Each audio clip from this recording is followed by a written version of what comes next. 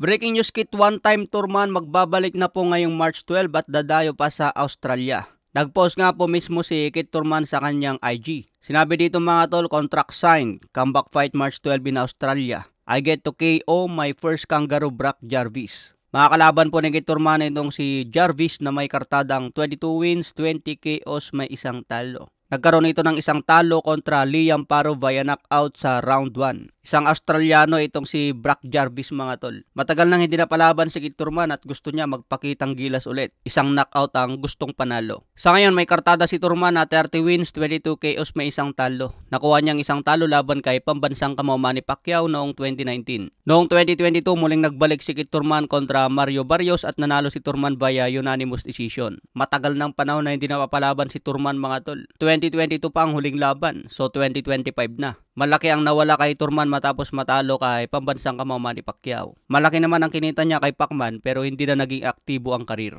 So tignan natin mga tol kung sasanib din si Kit Turman sa Riyadh season. Marami pang papahirapan si Turman kung mag-focus ito sa kanyang training. Lapitin kasi si injury si Turman kaya hindi masyadong napapalaban. Kaya bakan po natin ang muling pagbabalik ni one-time Turman. Sa iba pang balita, kalaban ni Naoya Inoue ngayong January 24. Sabi ng Korean boxer kay Inoue, isang tao lang daw itong si Inoue at matatalo din ito. Hindi daw natatakot sa isang monster. Matatandaan nga po natin na bumagsak na si Inoue sa kamay ni Luis Nery. Kaya din daw niya pabagsakin si The Monster Inoue. Pero mababa ang knockout percentage nito si Ye Jun Kim. So kung pagbabasehan ng kanyang knockout percentage, malabo na mapapagsak niya o patulugin si The Monster Inoue. Pero malay natin mga tol, baka dito pa ma-upset si Inoue. So malapit na po ito, January 24, abangan po natin. Sa iba pang balita, Pitbull Isaac Cruz, sinabi na po ang dahilan kung bakit umatras kay Ryan Garcia. Ayon kay Pitbull Cruz, ayaw daw niya makipag-negotiate ng ibang kalaban kung may paparting na laban pa ngayong February 1. Para kay Pitbull Cruz, isang kamalasan daw ito kapag nakipag-negotiate agad ng ibang kalaban. Tatapusin daw muna ni Pitbull Cruz ang laban kay Angel Fierro ngayong February 1 undercard sa Benavides versus Morel.